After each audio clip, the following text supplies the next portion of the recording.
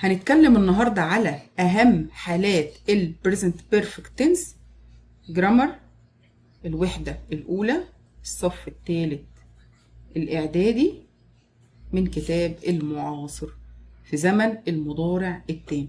اللي ناسي فينا زمن المضارع التام have وهاز زائد التصريف الثالث للفاعل، وهنحفظ طبعا الأفعال كويس جدا بالتصريف الأول والتاني والتالت، وبعدين هنحط هاف أو هاز والتصريف التالت. I ووي ويو وزي تاخد هاف، هي وشي وإت تاخد هاز والتصريف التالت.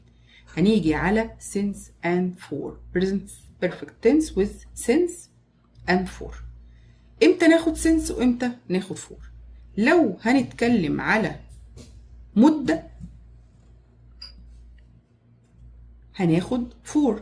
مدة دي اللي الحدث استغرقها، كانت يوم، كانت اسبوع، كانت شهر، كانت 5 ايام، دي اسمها مدة من حدوث الفعل لحد لحظة الكلام. انا قعدت كلت في نص ساعة يبقى for. انا سافرت في 5 ايام يبقى for. I have lived here for 3 years. انا عشت هنا 13 سنة. اتكلمنا على مدة اللي هي استغرقها الحدث على ما حصل. انا قعدت في المدرسة 3 سنين يبقى 4. انا سافرت في القاهرة وقعدت في القاهرة 5 شهور يبقى 4. 5 hours years 3 months يبقى بناخد 4. Have you been at school for a long time؟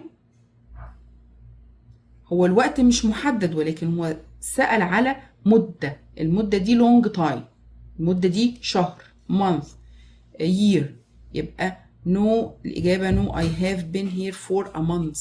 يبقى لما نيجي نسأل في for بيتكلم على مدة اللي الحدث استغرقها. أنا سافرت في وقت كذا، أنا نمت 8 ساعات، أنا سافرت مدة كانت 2 سنين، يبقى دي for.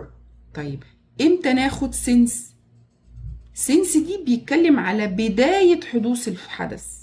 الزمن هو طبعا كل ده بيتكلم على تعبير زمني، ولكن بداية الحدوث بتاعة الحدث بناخد since. since يعني دي منذ. I have studied English since I was 8 years old. أنا بذاكر إنجليزي من أيام ما كان عندي 8 سنين. بداية الحدث. بداية الحدث امتى؟ لما كان عندي 8 سنين، سنة 2008 لما سافرت. واعتبر انه لما سافر ده بداية حدوث الحدث، يبقى بداية حدوث الحدث بناخد since. لكن for اتكلم على مدة حصلت اللي استغرقها الحدث عشان يحصل. لكن since منذ. لو هناخدها لمدة for بالعربي خالص اهي، لمدة يعني for. بيجي ايه بعد for؟ بيجي بعد for مدة الحدث خد وقت قد ايه علشان يحصل. لكن منذ ده since يعني منذ، ويجي بعدها امتى البداية بتاعة الحدث. طبعا بنحطها فين؟ بنحطها بعد have وهاز والتصريف الثالث بعدها for. ده باقي الجملة. I have studied التصريف الثالث، وبعد كده since I was 8.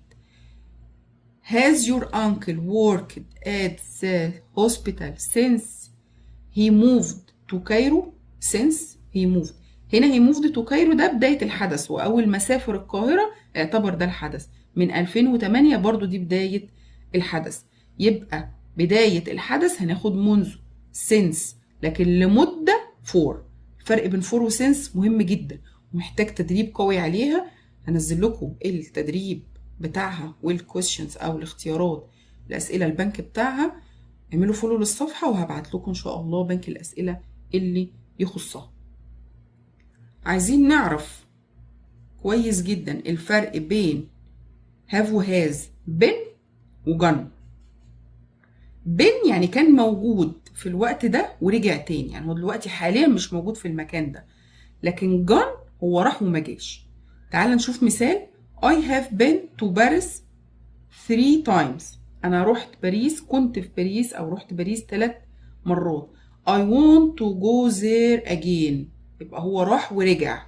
يبقى هناخد been. have و has been. لكن أحمد has gone to the club. You can join him there now. هو راح ولسه مرجعش. لسه مرجعش هناخد gone. have و has gone. لكن have و has been هو راح ورجع وعايز يروح تاني. هتلاقيه بيجيب لك في باقي الجملة ان هو عايز يروح تاني. هو راح ورجع. I have been. رحت باريس 3 مرات بس انا دلوقتي مش في باريس. لكن احمد has gone to the club. احمد راح كان في النادي. you can join him ده هو كده دلوقتي راح ومرجعش لسه. يبقى gone و been. been يعني راح ورجع. gone يعني راح ولسه مرجعش.